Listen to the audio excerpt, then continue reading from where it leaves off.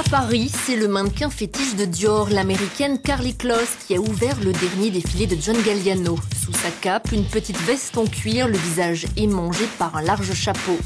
Tous les codes de la maison étaient bien présents, taille marquée et robe du soir façon nuisette. Peu de couleurs, beaucoup de pastels pour les robes courtes, sauf un bustier en velours rouge ou une robe aubergine à volant.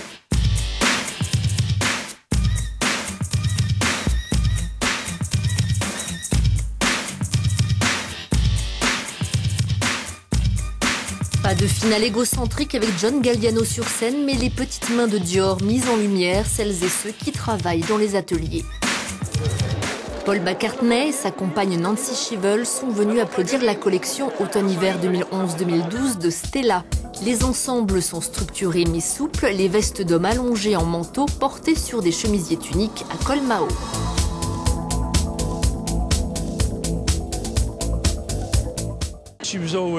Elle a toujours baigné dans la mode, mais nous ne savions pas qu'elle irait si loin. Mais elle l'a fait. Elle mûrit chaque collection.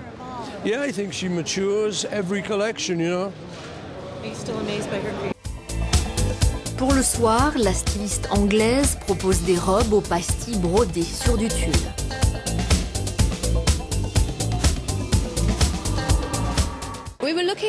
On a beaucoup insisté sur les manches et les épaules. Pour agrandir les volumes, on a ajouté des courbes, on a pris quelque chose de large, mais on lui a donné la douceur d'une courbe. Et on a travaillé le côté étroit pour avoir une silhouette serrée.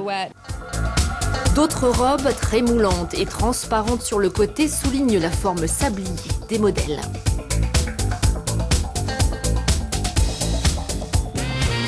Changement de décor chez Emmanuel Ongaro qui disait habiller les maîtresses, pas les épouses. Deuxième collection pour le Britannique Giles Deacon qu'il qualifie de sexy, provocante, un poil fétichiste. Cette collection parle des femmes et de Paris. Paris est la ville de l'amour, mais c'est aussi celle du désir, du vice, de la luxure et de la décadence, une ville de joie. C'est là où les gens viennent pour passer un moment inoubliable. Et je voulais en quelque sorte mettre tout cela dans ma collection. Beaucoup de transparence et de dentelle dans cette collection. La plupart des robes ont une fermeture éclair tout le long du dos. Les modèles défilent un collier en cuir serré autour de la nuque avec une boucle évoquant une ceinture. Parmi les bustiers et robes en cuir noir travaillées se glissent aussi de volumineuses vestes en fourrure, vert d'eau ou rose.